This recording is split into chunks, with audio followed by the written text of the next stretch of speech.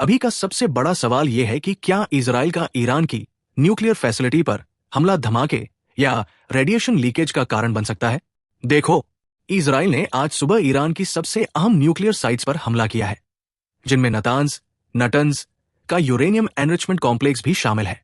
Israel ने इस strike को एक प्रीएम्प्टिव मिलिट्री एक्शन बताया है, जिसका मकसद ईरान को परमाणु हथियार बनाने से रोकना है। हालांकि ये हमले ईरान की एटॉमिक क्षमताओं को बड़ा झटका दे सकते हैं और मिडल ईस्ट में जंग का माहौल पैदा कर सकते हैं।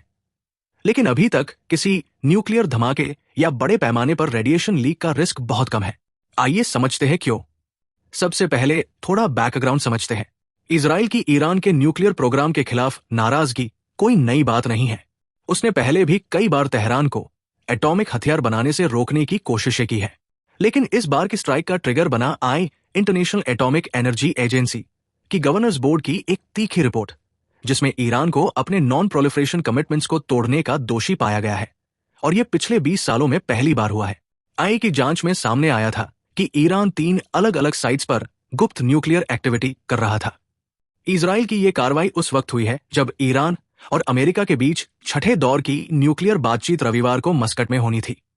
इस स्ट्राइक से अमेरिका ईरान न्यूक्लियर डील पर नेगेटिव असर पड़ सकता है, जिसमें ईरान को परमाणु हथियार बनाने से रोकने के बदले में सैंक्शन से राहत देने की बात हो रही थी। इस बार इजराइल का प्राइमरी टारगेट था नटंज न्यूक्लियर फैसिलिटी, ईरान का मेन यूरेनियम एनरिचमेंट प्लांट, जो इस्फहान प्रांत में स्थित है। यहीं पर ईरान अपने ज्यादातर न्यूक्लियर फ्यूल को तैयार करता है।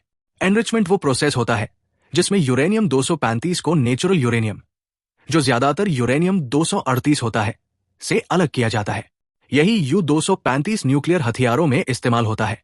नटंज में अलग अलग तरह का यूरेनियम स्टोर रहता है, एनरिच्ड और अनएनरिच्ड दोनों, और यहां सेंट्रीफ्यूज भी होते हैं जो एनरिचमेंट का काम करते हैं। ये अब तक साफ नहीं है कि स्ट्राइक में कितना नुकसान हुआ है। नटंज का पूरा कॉम्प्लेक्स जमीन के ऊपर है, लेकिन जहां सेंट्रीफ्यूज लगे हैं, यानी असल एनरिचमेंट एरिया, वो जमीन के नीचे पर्सियन डेजर्ट की मिट्टी में बंकरनुमा स्ट्रक्चर में मौजूद है और हाईली रीइंफोर्स्ड कंक्रीट से प्रोटेक्टेड है। अब क्या न्यूक्लियर डिजास्टर मुमकिन है?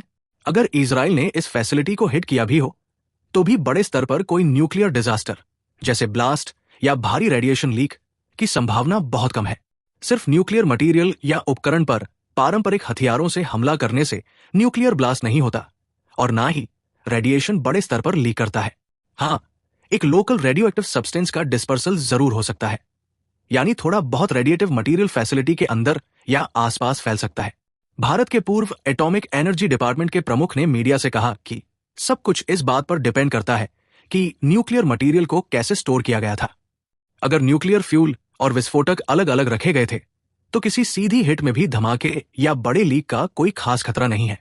उन्होंने ये भी जोड़ा कि ज्यादा से ज्यादा कुछ यूरेनियम डस्ट या पार्टिकल्स हवा में फैल सकते हैं, लेकिन ये असर ज्यादातर फैसिलिटी तक ही सीमित रहेगा। यहां तक कि अगर वहां कोई असेंबल्ड न्यूक्लियर वेपन भी होता और हिट हो जाता, तो भी न्यूक्लियर ब्लास्ट के बजाय सिर्फ रेडिएशन लीक की संभावना ज्यादा होती। तो फिर ऐसा क्यों है? असल में न्यूक्लियर धमाका करवाना कोई आसान काम नहीं है। इसके लिए बहुत सटीक और तकनीकी प्रोसेस चाहिए होते हैं, जो सिर्फ हथियार के अंदर मौजूद सिग्नल और सिस्टम्स के जरिए ही एक्टिवेट हो सकते हैं। सारे न्यूक्लियर हथियारों में सेफ्टी मैकेनिज्म भी होता है, जो किसी भी एक्सीडेंटल ब्लास्ट को रोकता है। तो इसलिए इस बात की संभावना बेहद कम है कि इजराइल के हमले से कोई असली न्यूक्लियर ब्लास्ट हो। हालांकि वहां काम कर रहे स्टाफ या आसपास के लोकल इलाकों के लिए हेल्थ रिस्क जरूर पैदा हो सकता है, जैसे रेडिएशन से जुड़ी परेशानियां या लंबे समय में कैंसर जैसी बीमारियां। ऐसे ही डर रूस यूक्रेन वॉर में भी सामने आए थे, जब जापोरिजिया न्यूक्लियर प्लांट जंग में फंस गया था। वहां भी थोड़ा बहुत नुकसान हुआ था, लेकिन बड़ी न्यूक्लियर तबाही तब भी नहीं हुई थी। और यही सिचुएशन ईरान में भी नजर आ रही है।